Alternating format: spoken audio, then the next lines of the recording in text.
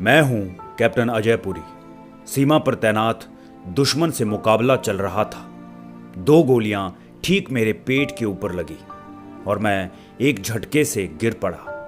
गोली के झटके ने और जमीन की ऊंची नीची जगह ने मुझे तेजी से वहां पहुंचाया जिसे नो मैंस लैंड कहते हैं। मैं दर्द के मारे करा उठा, पेट पर हाथ रखा तो देखा कि खून रुकने का नाम नहीं ले रहा था। इतना खून देखकर बस लग रहा था जैसे मौत के पास ही हूं।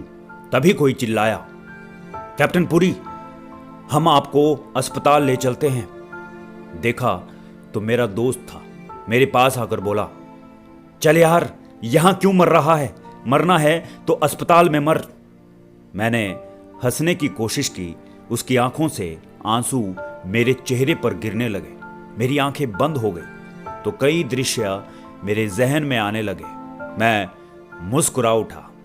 कहीं पढ़ा था कि मरने के ठीक 15 मिनट पहले सारी जिंदगी की रील फ्लैशबैक की तरह घूम जाती है। मैंने एम्बुलेंस की खिड़की से बाहर देखा। नो मैंस लैंड पीछे छूट रहा था। ये भी अजीब जगह है।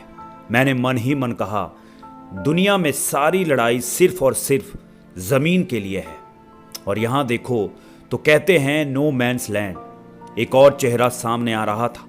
वो था मां का। एक हाथ से मेरा चेहरा थाम कर दूसरे हाथ से मुझे खाना खिला रही थी और बार बार कह रही थी कि मेरा राजा बेटा सिपाही बनेगा। मुझे जोरों से दर्द होने लगा।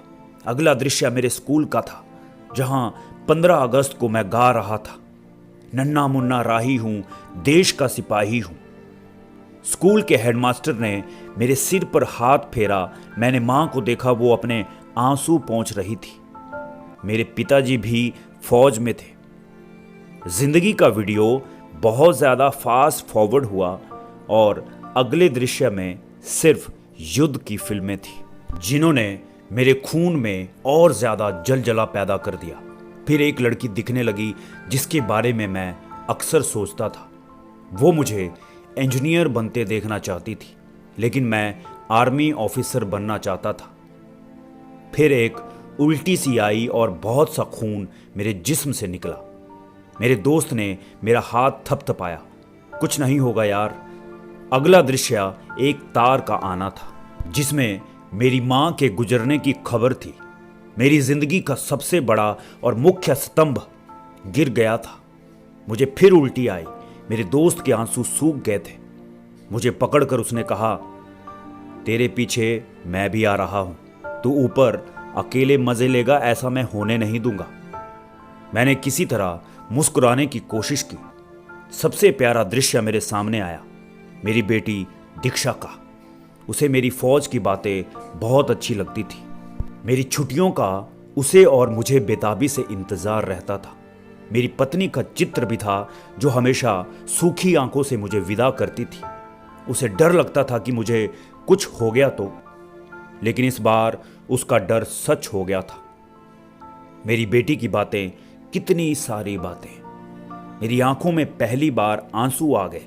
मुझे रोना आया। मैंने आंखें खोलकर दोस्त से कहा, यार, दीक्षा की बहुत याद आ रही है।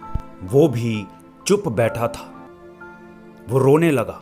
अब कोई दृश्य आंखों के सामने नहीं आ रहा था। एक गाना याद आ रहा था, कर चले हम फिदा, अब तुम्हारे हवाले वतन साथियों। और फिर एक जोर से हिचकी आई। मैंने दोस्त का हाथ जोर से दबाया और फिर एक घना अंधेरा मेरी आंखों के आगे छा गया। सीमा पर दुश्मन अब भी मौजूद थे। अखबार में कहीं एक छोटी सी खबर थी कैप्टन पुरी के बारे में। राजनेता बेमतलब के बयान दे रहे थे। क्रिकेट मैच में किसी खिलाड़ी की तारीफ की खबर थी। कोई ये भी तो जान ले कि कैसे एक एक इंच जमीन की हिफाजत करते करते कितने सैनिक जान दे देते हैं। मीडिया का कोई राज उजागर हुआ था कि किसी सेलिब्रिटी की मौत हुई थी, जिसे मीडिया लगातार कवरेज दे रहा था। किसी रियलिटी शो में किसी लड़की के अफेयर की बातें थी। मतलब कि सारा देश ठीक ठाक ही था, लेकिन पता नहीं कैप्टन पुरी ने जान क्यों दे दी थी, किसके लिए दी थी। कैप्टन पुरी की पत्नी चुप थी, अब उसके आंसू नहीं बह रहे थे। उसका दोस्त बार बार रो देता था। और दीक्षा, वो सबसे पूछ रही थी, पापा को क्या हुआ, कब उठेंगे, हमें खेलना है।